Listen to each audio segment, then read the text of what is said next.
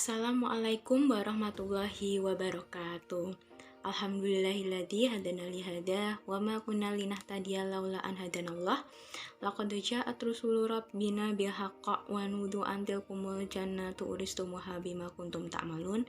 Asyhadu alla ilaha illallah wa asyhadu anna Muhammadan abduhu wa rasuluh sallallahu alaihi wasallam.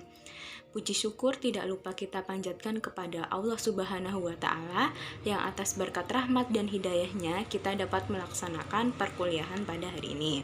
Sholawat serta salam tidak lupa kita haturkan untuk Nabi Agung Muhammad Sallallahu Alaihi Wasallam yang kita tunggu syafaatnya di yaumul akhir nanti.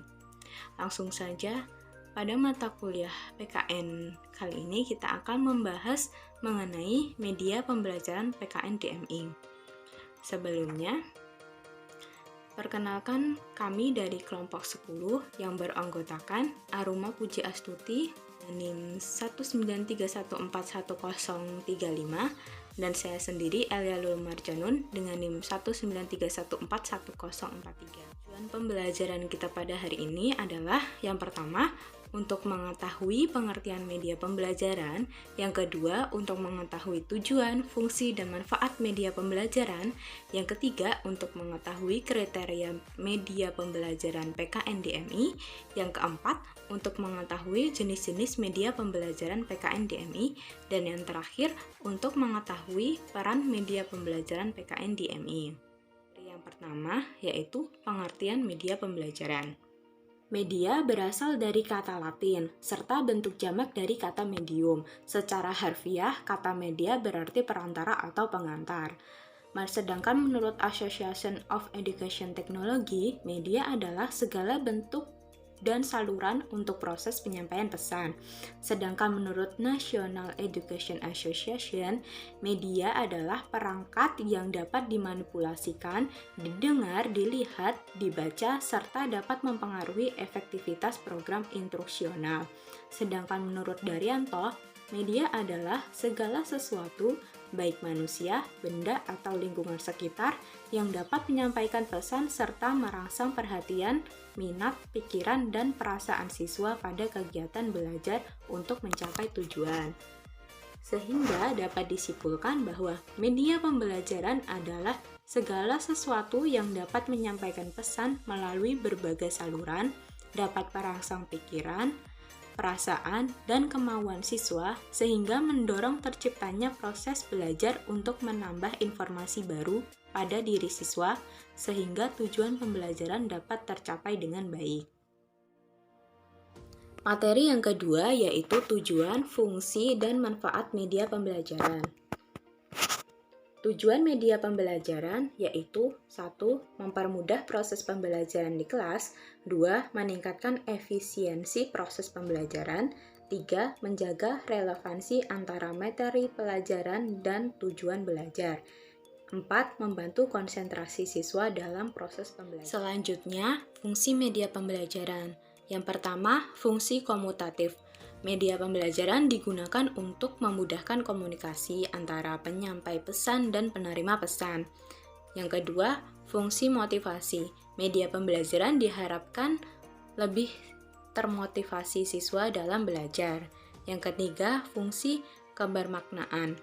Melalui media pembelajaran, diharapkan tidak hanya meningkatkan penambahan informasi berupa fakta sebagai aspek kognitif tahap rendah, akan tetapi dapat meningkatkan kemampuan siswa untuk menganalisis dan mencipta sebagai aspek kognitif tinggi atau bisa meningkatkan aspek sikap dan keterampilan.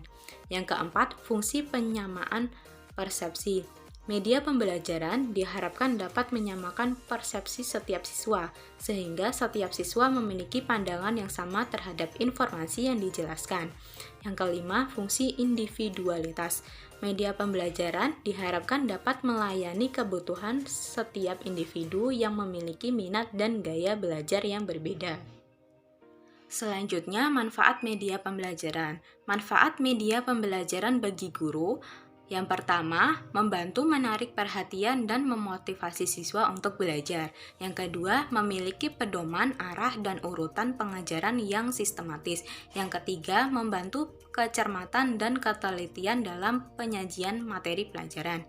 Yang keempat, membantu menyajikan materi lebih konkret, terutama materi pelajaran. Yang kelima, memiliki variasi metode dan media yang digunakan agar pembelajaran tidak membosankan, dan lain-lain. Sedangkan manfaat media pembelajaran bagi siswa yaitu yang pertama, merangsang rasa ingin tahu untuk belajar. Yang kedua, memotivasi siswa untuk belajar baik di kelas maupun mandiri. Yang ketiga, memudahkan siswa memahami materi pelajaran yang disajikan secara sistematis melalui media. Yang keempat, memberikan suasana yang menyenangkan dan tidak membosankan, sehingga lebih fokus dalam pembelajaran. Yang kelima, memberikan siswa kesadaran memilih media pembelajaran terbaik untuk belajar melalui variasi media yang disajikan. Media pembelajaran PKNMI terdapat jenis-jenis nih. Yang pertama, media grafis. Media grafis ini adalah media visual yang menyajikan fakta, ide gagasan melalui penyajian kata-kata, kalimat, angka-angka, dan simbol atau gambar. Contoh, ada gambar, foto, sketsa, diagram, bagan, chart, grafik, kartun, poster, peta atau globe, papan flanel, dan papan buletin. Contohnya itu seperti gambar berikut ini. Nah, media grafis ini juga sangat cocok untuk digunakan pada kelas rendah.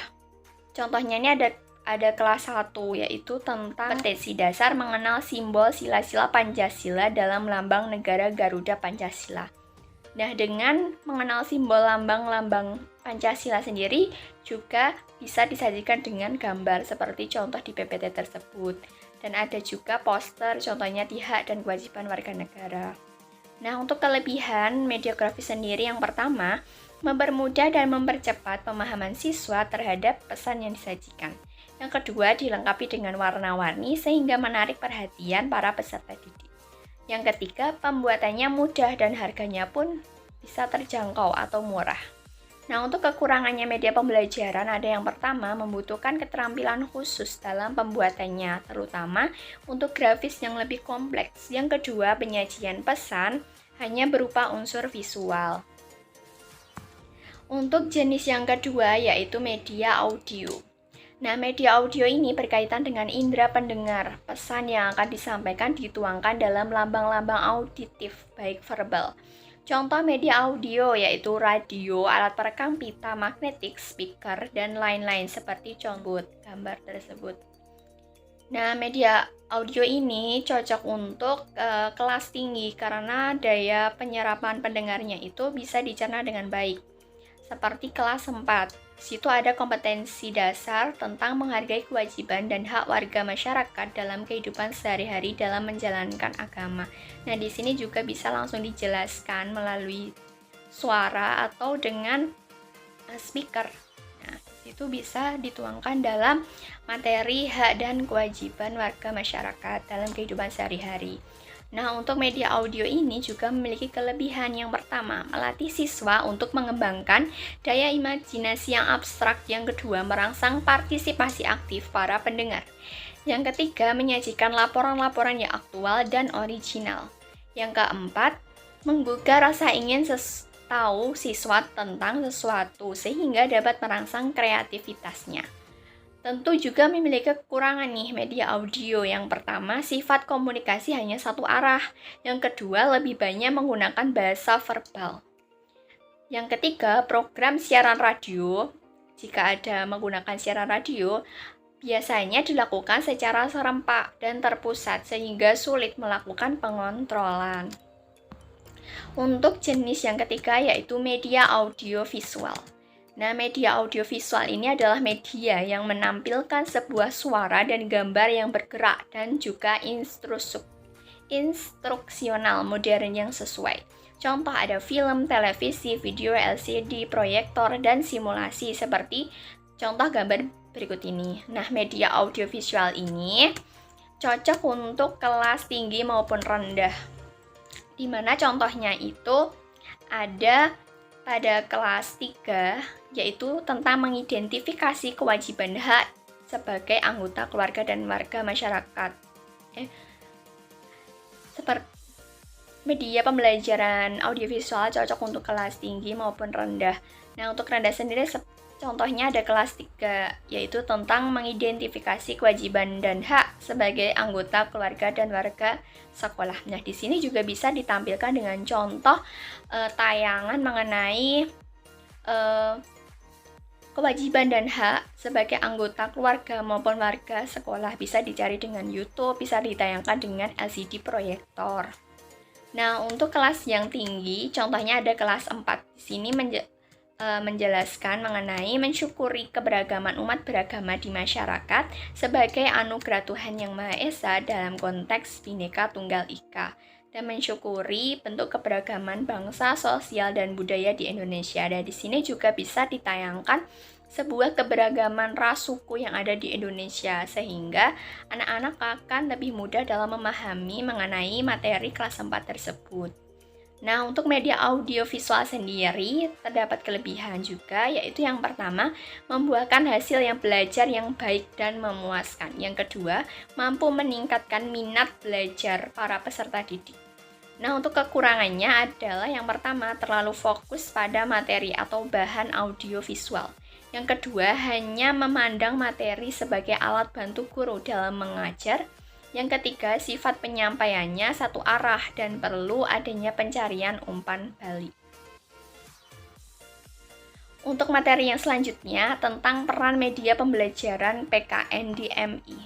Nah, perannya itu yang pertama sebagai alat bantu untuk mewujudkan situasi belajar mengajar yang efektif. Yang kedua, media dalam pengajaran penggunaannya bersifat integral dengan tujuan dan isi pelajaran. Yang ketiga, penggunaan media bukan semata-mata sebagai alat hubungan yang digunakan hanya sekedar melengkapi proses belajar supaya lebih menarik perhatian siswa. Yang keempat, untuk mempercepat proses belajar dan membantu siswa dalam menangkap pengertian yang diberikan oleh guru. Yang kelima, untuk mempertinggi mutu belajar mengajar. Nah, cukup sekian presentasi dari kelompok kami. Terima kasih atas perhatiannya. Selanjutnya akan ada sesi tanya jawab. Bagi teman-teman yang ingin bertanya, dipersilahkan di WA Group. Sekian dari kami. Wassalamualaikum warahmatullahi wabarakatuh.